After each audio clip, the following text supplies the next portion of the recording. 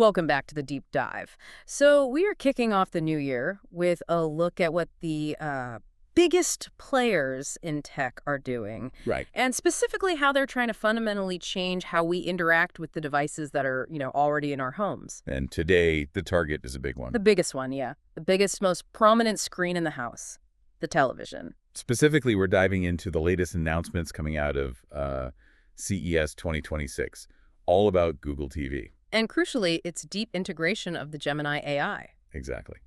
So the mission for us today is to take these source materials, these snippets of tech news, these previews, and really unpack how Google is attempting to move the television far beyond just passive viewing. Right. They want to turn it into a truly interactive conversational hub. That's the key word, isn't it? Conversation. No, it is. We are not just getting some, incremental update here.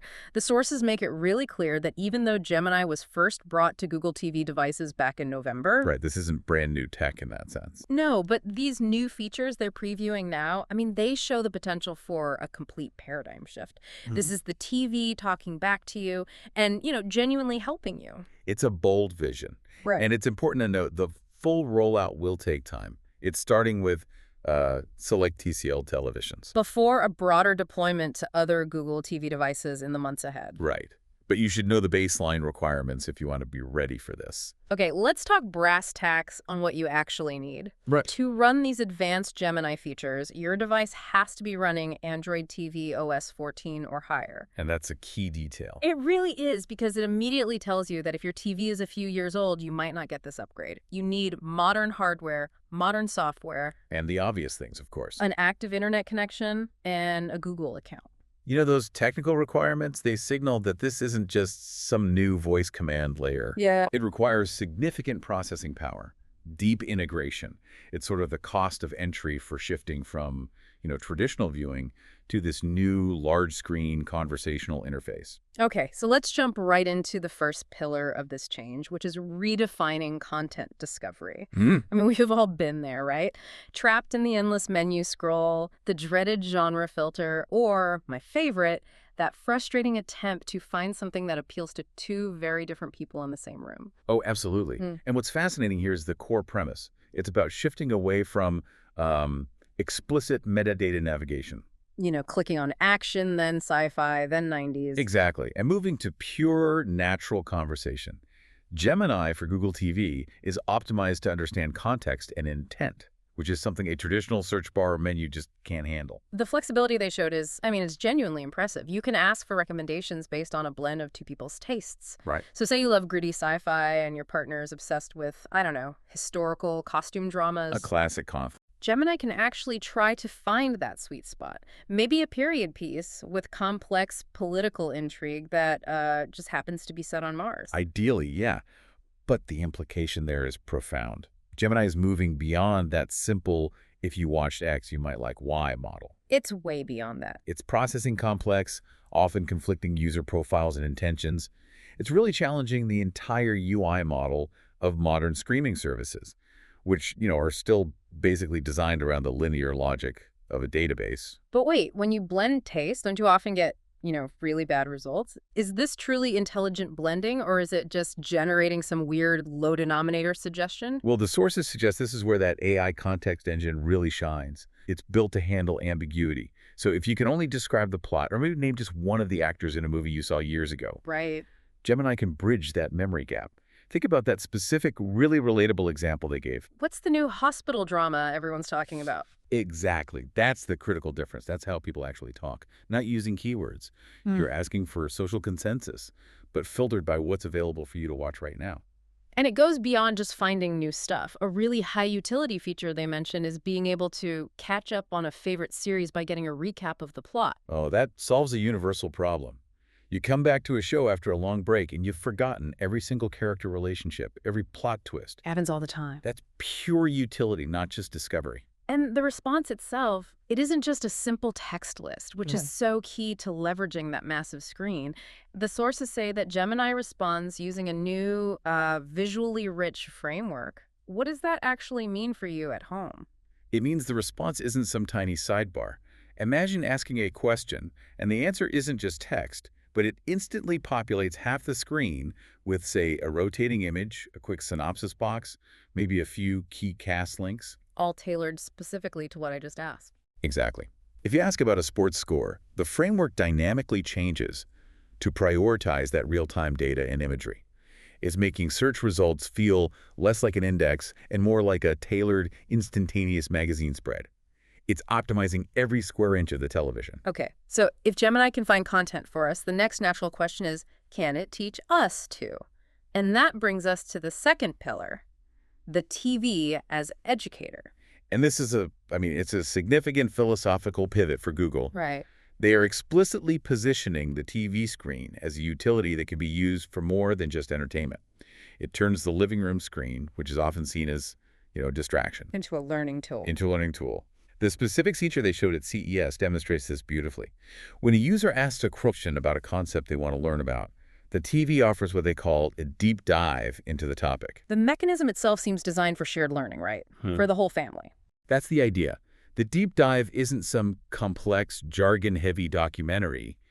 It's a narrated, interactive overview that simplifies concepts. It breaks down difficult ideas into, digestible visual and auditory segments. But wait, isn't asking the TV to simplify a complex term just encouraging, surface-level learning? Is this deep dive truly educational, or is it just distraction management that stops you from pulling out your phone? That's a really important question. I think the distinction lies in the interactivity. The sources really emphasize that you can ask follow-up questions to keep learning, to peel back the layers. Oh, okay. So if the deep dive simplifies, say, quantum mechanics, Yeah. you can immediately follow up with, okay, now tell me about the uncertainty principle. And just continues the lesson. It continues that tailored narrated lesson Yeah. right there on the screen. That's the game changer, that iterative learning experience. Imagine you hear a complex economic term on the evening news.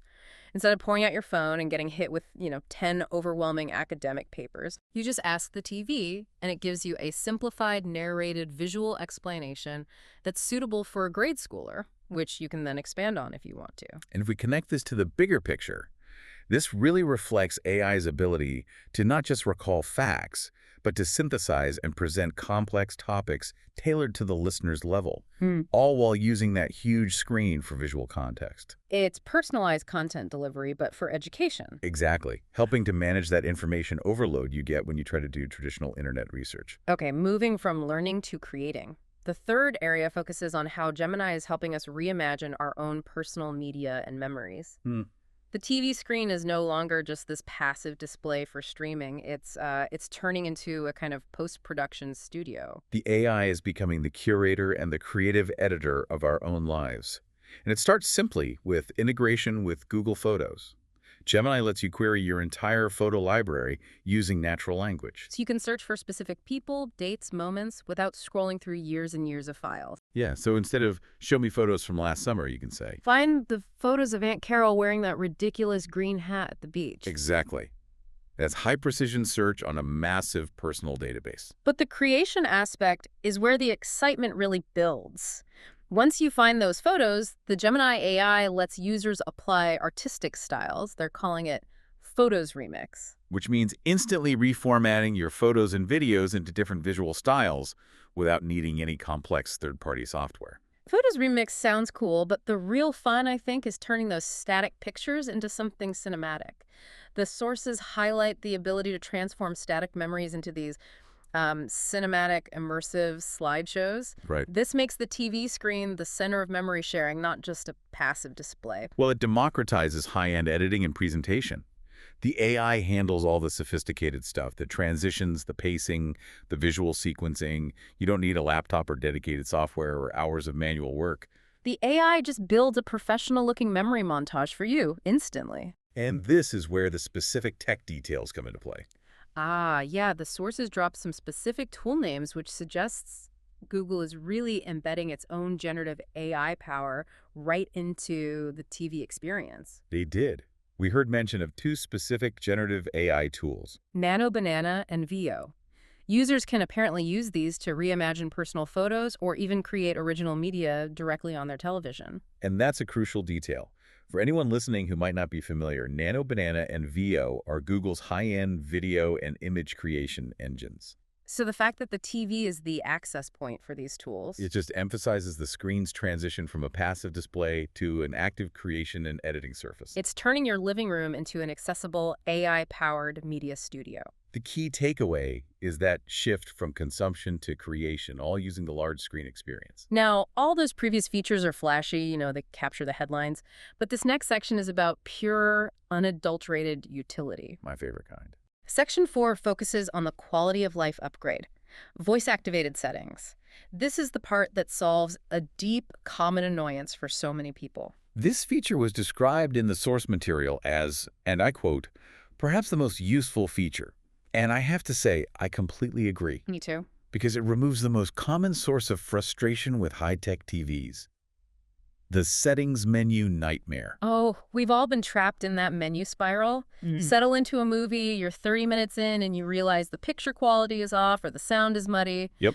Traditionally, you have to hit settings, which loses your place in the movie. Then you navigate 3 layers deep into the menus, find the advanced picture submenu, the place where joy goes to die, and just hope you hit the right toggle. Precisely. And that complexity, that need to understand display technology or audio mixing, is what Gemini eliminates by using natural language commands. Yeah. It's recognizing your intent, not just a command. And the examples they gave are so relatable because they reflect actual pain points. They really do. You can just tell Gemini the screen is too dim.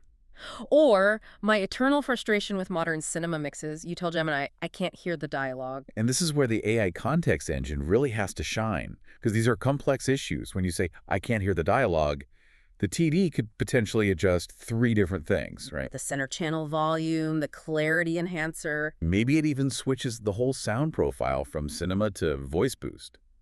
The AI figures that out so you don't have to leave the movie to manually dig through those complicated menus. That sounds great in theory, but historically, AI setting adjustment has led to more problems than it solves. Over-brightening the picture or distorting the audio. Did the sources detail any kind of fallback mechanism if Gemini, misinterprets what you want? They really focused on the integration. They noted that because Gemini is so deeply embedded in the Android tvOS, it has contextual understanding of the hardware and the content that's being displayed. Yeah. It just bypasses that manual process entirely.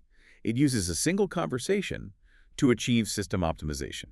Okay. The implication is that Google believes the Gemini model is advanced enough that the interpretation will be accurate. And if not, you just say undo or ask again. Exactly. Because it's solving a high-frequency, high-frustration problem.